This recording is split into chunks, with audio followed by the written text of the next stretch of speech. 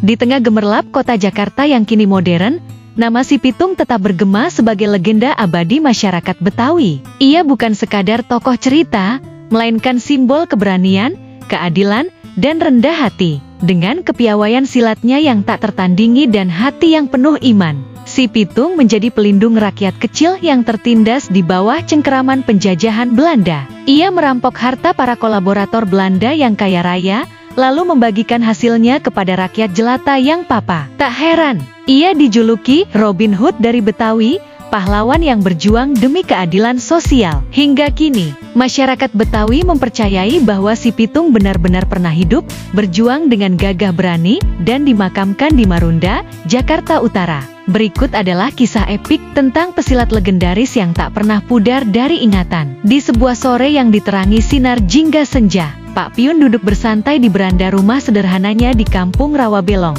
Keringatnya masih membasahi dahi setelah seharian bekerja keras di sawah. Di sisinya, Bu Pinah, istrinya yang sedang hamil tua, duduk di balai-balai bambu sambil mengelus perutnya yang membuncit. Beberapa hari lagi, anak mereka akan lahir. Dengan senyum penuh harap, Pak Piun berdoa dalam hati, memohon agar anaknya kelak menjadi insan yang bermanfaat bagi keluarga dan masyarakat. Tiba-tiba, suara polos salah satu dari ketiga anak mereka yang duduk di samping Bu Pinah memecah keheningan. "Pak, kenapa padi kita yang baru dipanen dirampas centeng-centeng Babah Liem?"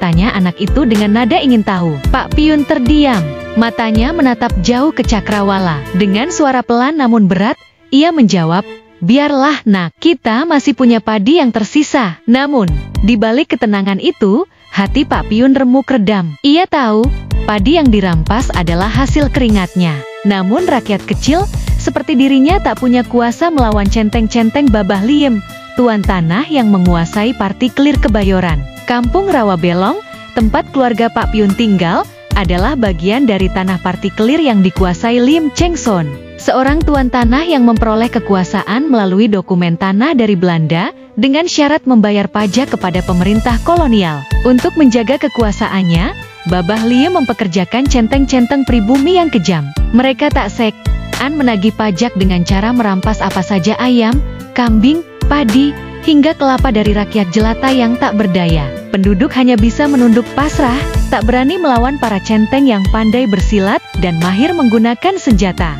Beberapa hari kemudian, kabar gembira datang. Bu Pinah melahirkan seorang bayi laki-laki yang diberi nama Pitung. Sejak kecil, si Pitung dibesarkan dengan penuh kasih sayang dalam keluarga Betawi yang sederhana. Ia diajari tata cara hidup yang luhur, belajar mengaji, membantu ayahnya di sawah, memetik kelapa, hingga mencari rumput untuk kambing. Tak jarang, ia juga membantu tetangga tanpa pamrih, menunjukkan hati yang tulus dan rendah hati. Pitung tumbuh menjadi pemuda yang taat beragama, rajin menjalankan sholat dan puasa, serta selalu santun dalam bertutur kata. Ia juga belajar ilmu agama dan silat dari Haji Naipin, seorang ulama terhormat di Rawabelong. Karena ketekunan dan kepatuhannya, Pitung menjadi murid kesayangan Haji Naipin. Sang guru tak hanya mengajarkan teknik bela diri, tetapi juga menanamkan nilai-nilai keadilan. Haji Naipin bahkan mempercayakan ilmu Pancasona, ilmu kebal senjata, kepada Pitung dengan pesan tegas. Ilmu ini untuk membela yang lemah,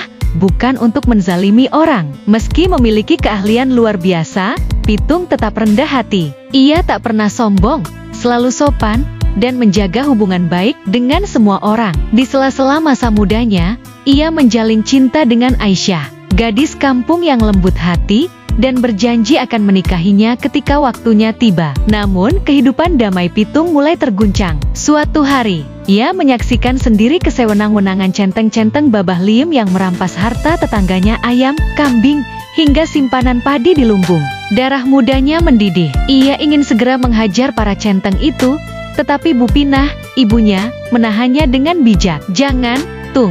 Mereka punya kuasa. Biar Tuhan yang membalas perbuatan mereka," ujar ibunya lembut. Pitung menuruti nasihat ibunya, tetapi bara di dadanya tak kunjung padam. Suatu hari, saat berkunjung ke kampung tetangga, ia kembali melihat centeng-centeng itu bertindak sewenang-wenang. Kali ini, ia tak bisa menahan diri. Dengan langkah tegas, ia menghampiri mereka. "Hei, para pengecut, seru Pitung dengan suara menggelegar. "Kenapa kalian merampas harta orang lemah? Berani lawan aku 1 lawan 1. Pemimpin centeng menoleh dengan senyum merendahkan. "Kamu tidak tahu siapa kami, ya? Berani-beraninya membentak seperti itu." "Cuy!"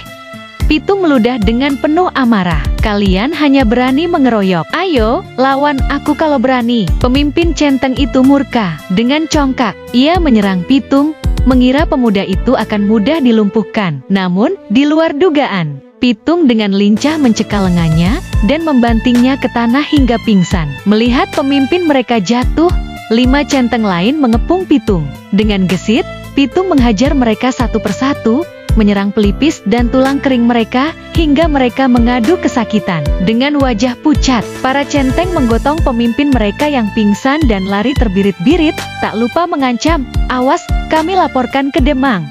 Kabar keberanian Pitung menyebar seperti angin di seluruh Kebayoran. Namun, ia tak pernah menyombongkan diri. Ia bahkan menghindar ketika orang-orang bertanya tentang kejadian itu, memilih untuk tetap rendah hati. Suatu hari, Pak Piun menyuruh Pitung menjual 2 ekor kambing di pasar Tanah Abang untuk memenuhi kebutuhan keluarga. Pitung berangkat dengan penuh semangat, namun tanpa sepengetahuannya, seorang centeng membuntutinya. Centeng itu mengintip saat Pitung mengantongi uang hasil penjualan kambing. Ketika Pitung singgah di sebuah musyola untuk berwudu dan mandi di sungai, centeng itu mencuri uang dari saku bajunya. Sesampainya di rumah, Pitung dimarahi ayahnya karena kehilangan uang. Dengan hati penuh amarah, ia kembali ke pasar Tanah Abang, menyelidiki siapa pencuri itu. Akhirnya, ia menemukan pelakunya di sebuah kedai kopi, sedang berkumpul dengan centeng-centeng lain. "Kembalikan uangku," hardik Pitung dengan mata menyala. Para centeng itu terkekeh. Salah seorang berkata, "Kamu boleh ambil uang ini, tapi jadilah bagian dari kami." "Oh, tak sudi aku jadi maling seperti kalian," jawab Pitung dengan nada tegas. Kata-kata itu membuat para centeng murka. Mereka menyerbu Pitung secara serentak. Namun, mereka tak tahu bahwa yang mereka hadapi adalah si Pitung, pesilat ulung dari Rawabelong. Dengan gerakan lincah, ia menghajar mereka satu persatu. Bahkan centeng yang berani menggunakan senjata justru terluka oleh senjatanya sendiri. Sejak hari itu, Pitung memutuskan untuk menjadi pelindung rakyat kecil. Ia tak tahan melihat penderitaan rakyat jelata yang ditindas centeng-centeng tuan tanah dan dihisap oleh penjajah Belanda. Beberapa centeng yang pernah dihajarnya mulai sadar dan bergabung dengannya. Bersama kelompoknya, Pitung merampok rumah-rumah orang kaya yang berkolusi dengan Belanda, lalu membagikan harta rampasan kepada yang miskin dan tertindas. Nama Pitung menjadi legenda di kalangan rakyat jelata, namun juga membuat para tuan tanah dan kolaborator Belanda resah. Mereka mengadu kepada pemerintah Belanda, yang kemudian memerintahkan Scott Hein, kontrolir Kebayoran, untuk menangkap Pitung. Scott Hein menjanjikan hadiah besar bagi siapa saja yang melaporkan keberadaan sang pahlawan rakyat ini. Mengetahui dirinya menjadi buron, Pitung berpindah-pindah tempat, bahkan hingga ke Marunda. Namun, ia tak pernah berhenti merampok harta orang kaya untuk dibagikan kepada rakyat miskin. Hingga suatu hari, Pitung dan kelompoknya terjebak dalam siasat polisi. Mereka hendak merampok rumah seorang Demang, tetapi polisi telah lebih dulu bersembunyi di sekitar lokasi. Ketika Pitung tiba, polisi mengepungnya. Untuk menyelamatkan teman-temannya, Pitung membiarkan dirinya ditangkap. Ia dibawa ke penjara Grogol dan disekap di sana. Namun, dengan kecerdikannya dan ilmu yang dimilikinya, Pitung meloloskan diri melalui genteng di malam hari. Para penjaga panik. "Kemana si Pitung?" tanya mereka kepada tahanan lain. "Pitung sakti, dia bisa menghilang," jawab tahanan itu, membuat para penjaga semakin kalut. Kabar pelarian Pitung membuat Scott Hein dan para tuan tanah semakin gelisah.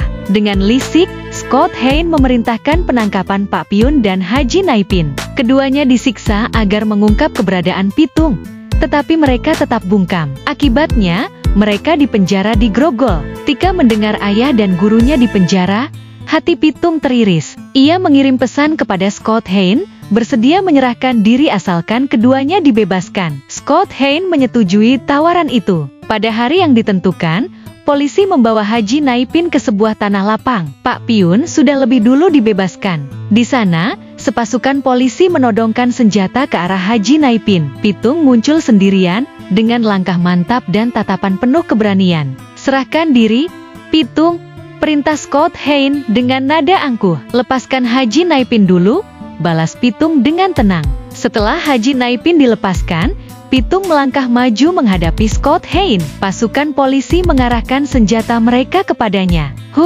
Akhirnya tertangkap juga kamu, Pitung, dengus Scott Hein. Pitung tersenyum tipis. Iya, tapi aku pasti akan lolos lagi. Orang pengecut seperti kalian, yang hanya berani mengandalkan anak buah, tak akan pernah membuatku takut. Kata-kata itu membuat Scott Hein murka. Ia mundur dan memberi aba-aba kepada pasukannya untuk bersiap menembak. Haji Naipin, yang masih berada di dekat situ, memprotes tindakan pengecut itu. Namun, terlambat. Perintah tembak telah diberikan, dan Pitung roboh, bersimbah darah. Pitung dimakamkan beberapa hari kemudian. Ribuan rakyat mengiringi pemakamannya, mendoakan pahlawan yang telah berjuang demi mereka. Meski tubuhnya telah tiada, semangatnya tetap hidup di hati rakyat Betawi. Tak lama setelah itu, Scott Hein dipecat dari jabatannya, karena telah menembak seseorang yang tak melawan. Keadilan akhirnya menang, meski dengan harga yang mahal. Kisah si Pitung tak hanya berhenti sebagai cerita rakyat, tetapi menjadi simbol perjuangan melawan ketidakadilan. Ia mengajarkan bahwa keberanian untuk menegakkan kebenaran akan selalu dikenang. Sementara kelicikan seperti yang dilakukan Scott Hein akan berakhir dengan kehancuran. Legenda si Pitung hidup dalam berbagai versi cerita rakyat, buku, dan majalah. Kisahnya juga diabadikan dalam film-film populer seperti Titisan si Pitung tahun 1989, sutradara Tommy Burnama dan Pitung 3. Pembalasan si Pitung Ji tahun 1977,